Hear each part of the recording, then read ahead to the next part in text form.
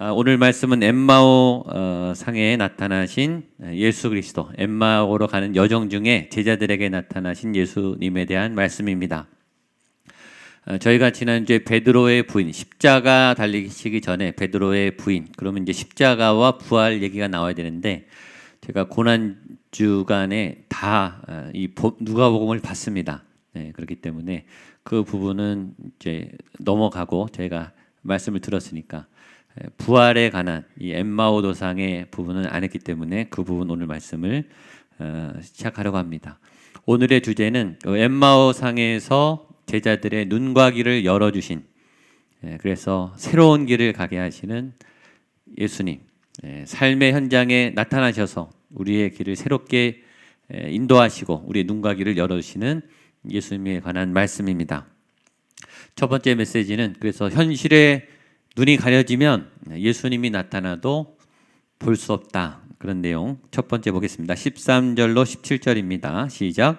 그날에 그들 중 둘이 예루살렘에 25일이 되는 엠마오라는 마을에 가면서 이 모든 된 일을 서로 이야기하더라. 그들이 서로 이야기하며 문의할 때에 예수께서 가까이 이르러 그들과 동행하시나 그들의 눈이 가려져서 그인 줄 알아보지 못하거늘 예수께서 이르시되 너희가 길 가면서 서로 주고받고 하는 이야기가 무엇이냐 하시니 두 사람이 슬픈 빛을 띠고 머물러 서더라. 그렇죠? 이 제자들 12제자들이 이제 길을 가는데 예수님이 부활의 예수님이 나타나신 거예요. 이건 부활 이후의 사건입니다. 근데 성경에 그들의 눈이 가려져 예수님인 줄 못 알아봤다. 성경이 그렇게 기록하고 있는 거죠. 예수님이 나타나는데 예수님인 줄 모른 거예요. 그냥 낯선 사람인 거죠. 보지만 못 보는 거죠. 보는 게 아닌 거죠. 보고 있지만 못 보는 거. 알아야 보죠. 네. 알면 보이는데 모르면 봐도 몰라요. 깨달아야 보이고 또 우리가 할 수 있으면 더 보이고 이 보는 것이 굉장히 중요합니다. 제가 원래 땅 쪽에 관심이 없고 몰라요. 몇 평이다, 뭐 10평이다, 20평이다, 100평이다 이런 개념이 없었는데 2006년에 교회에서 인천에 개척하라 그래서 그때 땅을 보기 시작했어요. 건물을 보고. 그러니까 이제 제 일이 코앞에 닥치니까 이 개념이 들어오더라고요.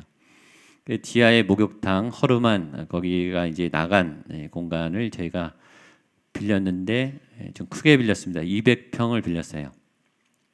200평을 다 터서 거기 이제 예배실을 세팅하는데 보니까 200평이면은 여유 있게 400명이 앉더라고요. 400에서 500명.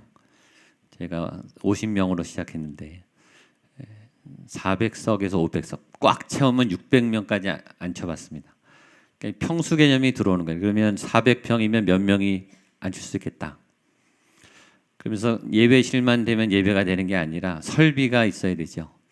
그래서 조명, 또 냉난방, 음향, 의자 하다 보니까 이게 교회 예배가 이게 예배만 드린다고 사람만 온다고 되는 게 아니라 이런 시설과 설비와 관리 유지, 보수, 화장실, 그러니까 이 배수, 이 수도 시설, 그다음에 정화조 시설 굉장히 중요하더라고요.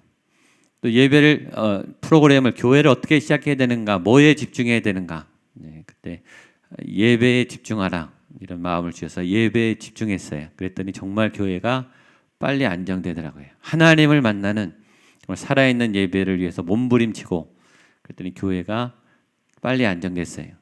예배가 중요한지 알지만 좋은 예배, 살아있는 예배를 디자인하고 세우는 목회자도 많지 않아요. 저는 예배 훈련을 많이 받았기 때문에 어떻게 예배를 준비하고 세팅해야 되는지를 잘 배웠어요. 그리고 거기서 또 많이 실험을 했죠. 그리고 확인했어요. 정말 예배가 제일 중요하다. 그 전에 제가 했던 사역은 상담 사역이었습니다. 제가 상담을 전공하기 때문에 저희 상담 파트에 전문 평신도 상담가, 우리 권사님들, 집사님들로 구성된 그리고 법률가들, 의사들, 자문기관까지 연결해서 20명의 전문가가 교회와 이 한국교회 많은 이 상담 사역을 하고 있었습니다. 근데 이제 물리적인 한계가 있어서 그리고 인터넷으로 시공간에 관계없이 도움을 요청하는 분들 도와주자. 그래서 인터넷 상담을 열었는데 취지는 좋았는데 열자마자 3개월 만에 다시 닫았습니다. 왜냐하면 제가 이제 사역을 한 5, 6개 하고 있었거든요. 그래서 인터넷 메일이 오면 고민하고 답변을 이제 줘야 되는데 전문적인 조언과 상담을 해줘야 되는데 제가 많이 하면 5개에서 아주 많이 하면 10개 다른 거 다 제껴놓고 다른 사역을 못 하는 거예요. 근데 메일이 하루에 100통씩 이상 와요. 여기 상담사들하고 제가 아무리 해도 답변을 못 하는 거예요. 그리고 답변을 해주면 그 다음 날은 더 많이 들어와요. 답변이 없으면 한 100통, 200통 오는데 답변을 해주면 3, 400통 답변을 해주니까. 근데 이제 답변을 받는 분들은 고마운데 답변이 없는 분들은 시간이 지나니까 이제는 이 불만 폭주 메일이 오는 거예요. 왜 나는 답변 안 해주냐? 이게 다 공개로 올라가거든요. 왜 사람을 차별하냐? 나를 무시하는 거냐? 하면서 점점 이 어투가 거세지는 거예요.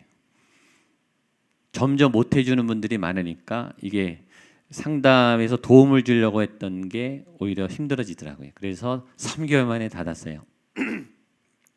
그때 알았죠. 아, 이렇게 구석구석에 도움의 손길을 요청하는 사람들이 너무 많구나. 기회만 되면 이렇게 도와달라고. 여러분 상담소에서 오는 사연은 정말 힘든 사연이 많아요. 듣도 보도 못한 뭐 이런 삶을 사시는가. 정말 끔찍한.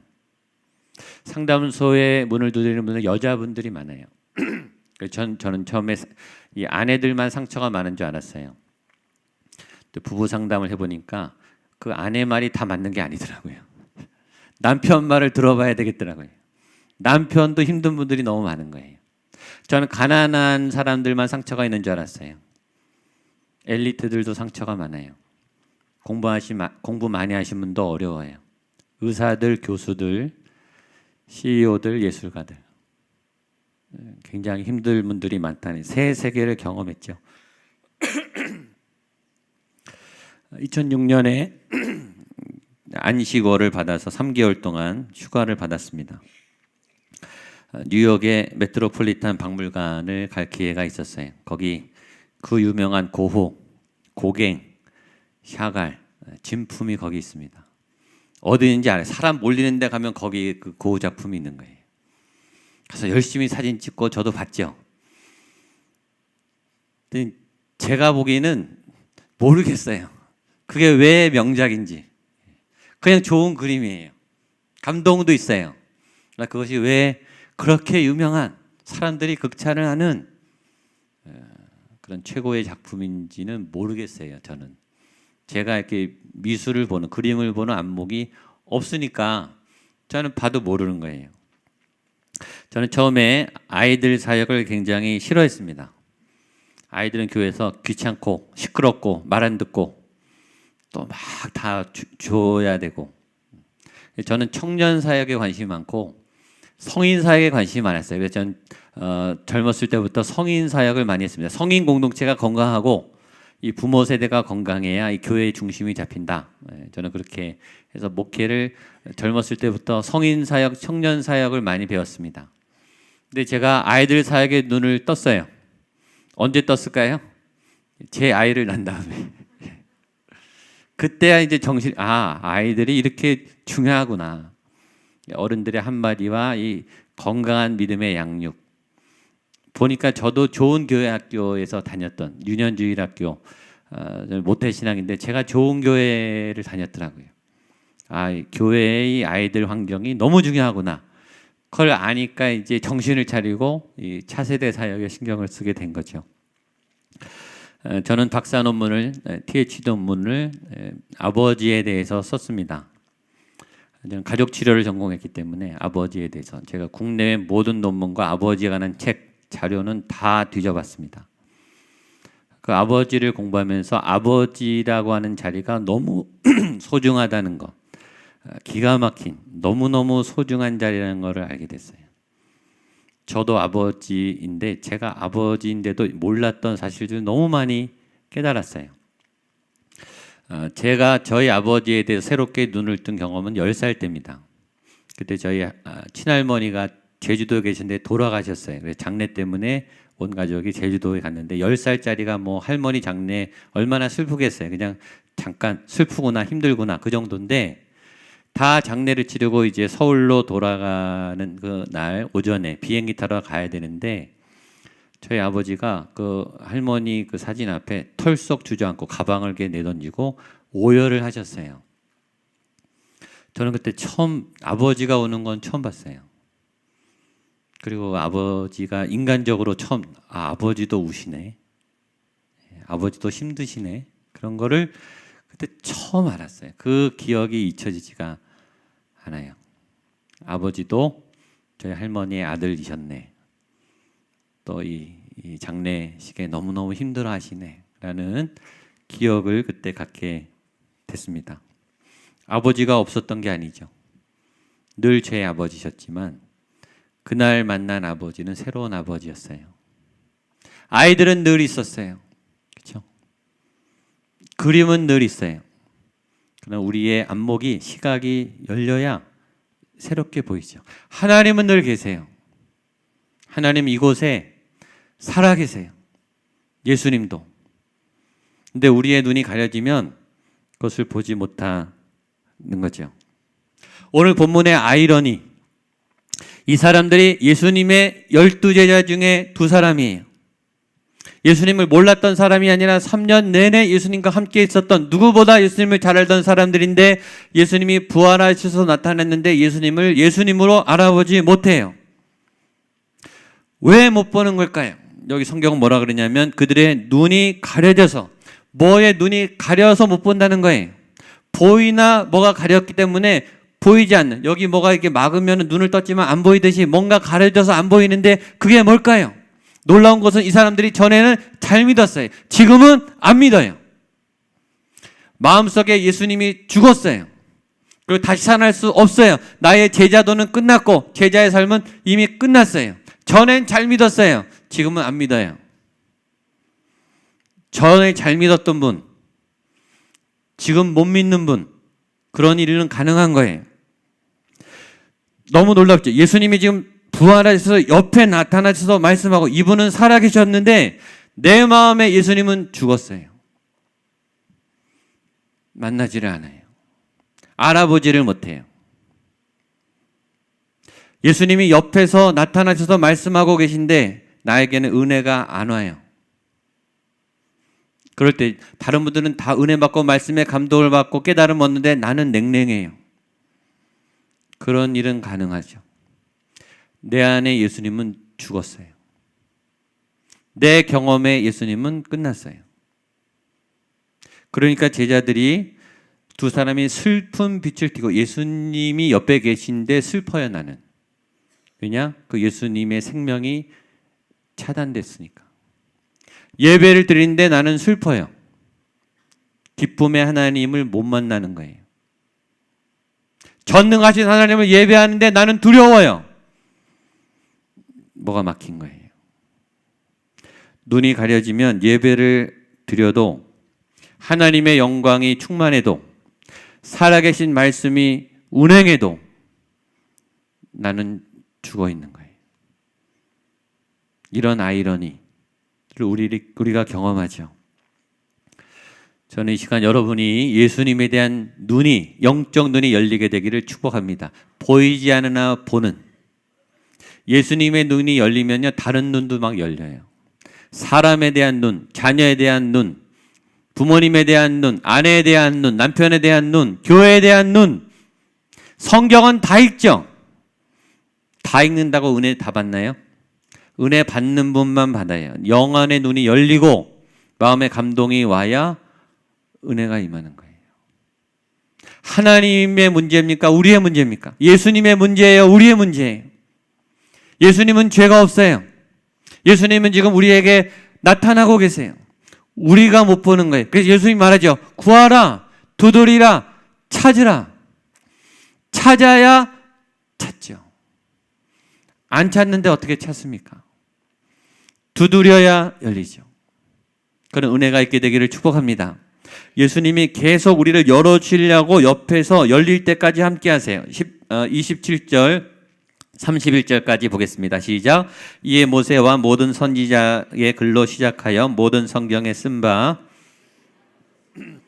하시니라. 그들이 가는 마을에 가까이 가매 예수는 더 가려 하는 것 같이 하시니 그들이 강건하여 이르되 우리와 함께 유하사이다. 때가 저물어가고 날이 이미 기울었나이다 하니 이에 그들과 함께 유하러 들어가시니라. 그들과 함께 음식 잡수실 때 떡을 가시사 축사하시고 떼어 그들에게 주시니 그들의 눈이 밝아져 그인 줄 알아보더니 예수는 그에게 보이지 아니하시는지라. 예수님이 나타났는데 못 알아봐요. 예수님의 입장은 어떨까요? 그 심하죠. 그동안 내가 가르쳐주고 내가 부활할 거라고까지도 얘기했는데 옆에 나타나서 알려줘도 못 알아들어요. 그럼 화가 나서 니네 그렇게 무식하니? 그렇게 내가 해줘도 모르겠니? 하고 화나고 간 게 아니라 예수님이 깨달을 때까지 옆에서 계속 알려주는 거예요. 예수님이 우리에게 자기를 계속 말씀으로 알려주세요. 예수님이 이 나타난 현장이 굉장히 중요해요. 17절 보면 이렇게 되어 있습니다. 예수께서 이르시되 너희가 길을 가면서 서로 주고받고 하는 얘기가 무엇이냐 하시니, 예수님이 교회 안에서도 우리에게 은혜를 주시죠. 여러분, 교회 안에서는 우리가 은혜 받을 준비를 하고 와요. 예배 드릴 준비를 하고 온다고요. 근데 삶의 현장에 나가면 이게 너무 복잡하니까 예수님을 놓쳐요. 근데 예수님이 길을 가는 현장에, 교회 안이 아니라 제자들이 길을 가는 삶의 현장에, 직장의 어떤 순간에, 버스를 타는 순간에, 학교에 갔다 오는 순간에, 가정일을 하는 어느 순간에, 차 마시는 어느 순간에 불쑥 쳐들어오셔요. 예수님이 여러분의 삶의 현장에 불쑥 나타나세요. 그리고 예수님을 알려주세요. 그러니까 오늘 예수님은 길가에서 만난, 삶의 현장에서 만난 예수님이에요. 기독교 미래학자 레너드 스윗이라는 분이 새에 대한 강연을 이렇게 했습니다.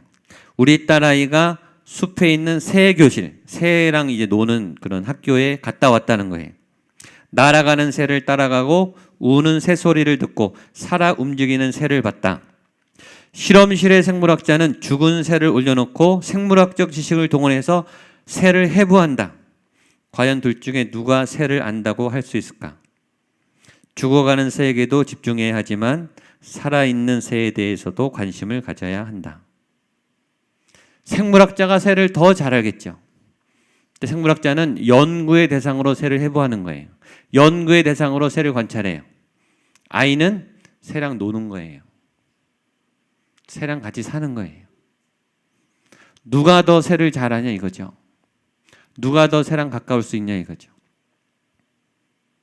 말씀 안에, 성경 안에, 교리 안에, 프로그램 안에 예수님을 가둬놓고 예수님을 해부하고 분석하는 연구자가 아니고 살아있는 예수님과 놀고 얘기하고 함께 살고, 그것이 살아있는 믿음인데 그건 삶의 현장에서 일어나요. 그때 예수님이 눈을 뜰 때까지 우리에게 알려주십니다. 근데 눈을 뜨게 되죠. 30절 31절 한번 더 보겠습니다. 시작. 그들과 함께 음식 잡수실 때 떡을 가시사 축사하시고 떼어 그들에게 주시니 그들의 눈이 밝아져 그인 줄 알아보더니 예수는 그에게 보이지 아니하시는지라. 아멘. 31절 성경에 쓰신 분들 밑줄 치세요. 그들의 눈이 밝아져. 따라하시죠. 그들의 눈이 밝아져. 네, 그들의 눈이 밝아져. 자신에게 나의 눈이 밝아져. 나의 눈이 열려. 아멘. 열려야 돼요. 예수님을 보게 됐어요. 주님은 열릴 때까지 열어주세요. 마지막 힌트. 말씀을 가르쳐줘도 모르니까, 그렇게 힌트를 줘도 모르니까 마지막 성만찬을 하세요. 성만찬. 이래도 모르겠어? 예수님이 답을 다 알려주죠. 선생님이 시험을 보는데 점수 잘 주려고 문제를 다 알려줘요. 답을 다 알려줘요. 그것도 못하면 바보죠. 다 답을 알려줘요. 여러분 주변에 예수님 아는 힌트를 많이 주실 줄로 믿습니다. 그들의 눈이 밝아졌어요. 그렇게 되기를 축복합니다. 대답 잘하셔야 돼요. 눈이 열리기를 원하십니까? 아멘. 눈이 열리면 어떻게 되냐? 길이 바뀌어요. 알고 대답하셔야 돼요. 마지막, 길이 바뀌었습니다. 32절로 35절 시작. 그들이 서로 말하되 길에서 우리에게 말씀하시고 우리에게 성경을 풀어주실 때 우리 속에서 마음이 뜨겁지 아니하더냐. 곧 그때로 일어나 예루살렘에 돌아가 보니 11 제자 및 그들과 함께한 자들이 모여 있어 말하기를 주께서 과연 살아나시고 시몬에게 보이셨다 하는지라. 두 사람도 길에서 된 일과 예수께서 떡을 떼심으로 자기들에게 알려지신 것을 말하더라. 아멘. 엠마오로 가는 제자가 눈이 열렸더니 어디로 바꿨어요? 예루살렘으로 여정이 바뀌었어요. 잘 대답하셔야 돼요. 예수님을 만나면 길이 바뀌어요. 자기가 가던 길, 엠마오. 이 사람들도 전에는 예수님과 함께 있었어요. 옛날에 헌신하신 분들 잘 들으세요. 잘 가다가 다시 엠마오를 간 거예요. 이런 거죠. 예수 믿어도 안 되네. 교회 다녔는데 소용없네. 예수님이 주워버리셨네. 그러니까 자기 길을 다시 가는 거예요. 예수님을 다시 만났어요. 길을 바꿨어요. 보세요. 33절. 곧 그때로 일어나. 즉시에 예수님을 만나자마자 바로 엠마오는 사라졌어요. 영안이 열리면 길이 바뀝니다. 이들의 길을 바뀔 수 있었던 힘이 뭘까요? 그 앞에 나와요. 우리 속에서 마음이 뜨겁지 아니하더냐. 뭔가 이 뜨거운 울컥한 강렬한 이 에너지가 솟구쳐 오르는 거예요. 열정. 이 믿음의 불이 살아난 거예요. 우리가 예수님을 믿지만 이 믿음의 불이 강하게 임하지 않으면 세상 길을 가게 돼 있어요. 안심이 안 되니까. 예수님을 못 믿겠어요. 그러니까 나도 살아야 돼요. 근데 이 불이 강하게 올라오면 예수님의 힘이 임해서 세상에 대한 염려가 이겨지는 거예요. 아까 말했던 그 레너드 스윗이라는 분이 쓴 책이 있어요. 나를 미치게 하는 예수. 저는 이분의 책을 좋아해요. 굉장히 좀 세요. 예수님 믿으면 미친다는 거예요. 베드로가 예수님을 믿자마자 배와 그물과 가족을 그 자리에서 버렸어요. 미친 거죠. 가족들이 얼마나 당황하겠어요. 너 미쳤니? 너 그물을 내려놓으면 니네 가족 어떡하니? 니네 부모님 어떡하니? 너 앞으로 어떻게 살래? 근데 베드로는요, 그게 지금 안 보이는 거예요. 이 예수님의 불이 넘쳐나서 그걸 이겨낼 힘을 가진 거예요. 사도 바울이야 탄탄대로예요. 이대로 가면 대제사장은 따놓은 당상이에요. 앞길이 확 열렸어요. 근데 예수님을 만나자마자 모든 것을 배설물로 버려요. 미쳤죠. 그리고 고난받는 길을 선택해요. 제정신이 아니죠. 예수님을 믿는다는 것은 정상이 아닌 거예요. 정상적인 삶을 살 수 없는 거예요. 세상적인 길을 갈 수 없는 거예요. 왜냐하면 그 힘이 우리 속에서 이 뜨거운 이 강력한 힘이 그걸 이겨낼 수 있는 에너지를 주는 거예요. 제가 전역에서 사역할 때 여름마다 아울리치를 한 2주, 3주씩 가요. 그때마다 중견기업 간부신데 그분은 그 회사에 사표를 내요. 두세 달부터 고민하는 거예요. 가야 되나 말아야 되나. 2주씩 휴가를 주는 데가 어디 있습니까? 그렇죠? 길어야 3, 4일이죠. 근데 사표를 내야 아울리치를 가는 거예요. 근데 그분은 매년 사표를 내고 갔어요. 근데 돌아오면 회사에서 복직을 시켜줘요. 일을 너무 잘하시니까. 또 이제 그 회사에서 안 되면 다른 더 좋은 회사가 돼요. 그러니까 몇 년 하더니 이제 교회에서 그 회사에서 알아서 이분은 아예 한 2주씩 휴가를 줘요. 제정신이 아니죠. 내일 저희가 베트남 월시 가는 이윤도 선교사님은 우리 은행의 지점장이셨어요. 은행의 지점장인데 잘 몇 년도 할 수 있는데 내려놓으시고 이제 신학교를 가졌어요. 50대 중반에. 교회 장로님이세요. 저희 교단 동로의 장로님이신데 장로직도 다 내려놓고 신학교에 가서 신학을 하고 베트남에 선교사로 가신 거예요. 가시면서 내가 다시는 안 돌아온다. 베트남에 뼈를 묻는다. 그 민족을 사랑하겠다. 갖고 있는 집 2채를 다 팔아서 헌금했어요. 돌아오시면 집도 없어요, 지금. 저 옆에 있는 사람이 더 걱정해. 앞으로 노년을 어떻게 하실 거냐. 돌아와도 아무것도 없는데 그분들은 베트남에 묻히신다는 생각을 하고 계세요. 미친 거죠. 제정신이 아니죠. 그런데 예수님을 믿으면 그런 힘이 생기는 거예요. 함부로 갈 수 없는, 누구나 포기할 수 없는 그런 일을 포기하게 만드는 그 강력한 우리 속에서 마음이 뜨겁지 아니하더냐. 예수님을 만나면 이런 현실의 벽을 이길 수 있는 새로운 복음의 능력이 생기는 거예요. 그 힘 때문에 미국의 선교사들이 우리에게 왔고 우리가 지금 예수님을 믿게 된 거예요. 저는 이번 여름에 목양교회에 이 뜨거운 불이 임하게 되기를 축복합니다. 눈이 열려서 우리가 정말 가야 하는 그 길이 맞는지 확인하고 예수님이 새롭게 열어주시는 진짜 생명의 길, 진리의 길, 복음의 길, 그리고 그 길을 갈 수 있는 이 열정이 생기게 되기를 주님의 이름으로 축복합니다. 기도하겠습니다. 하나님 아버지, 우리가 보지 못하고 또 우리가 깨닫지 못합니다.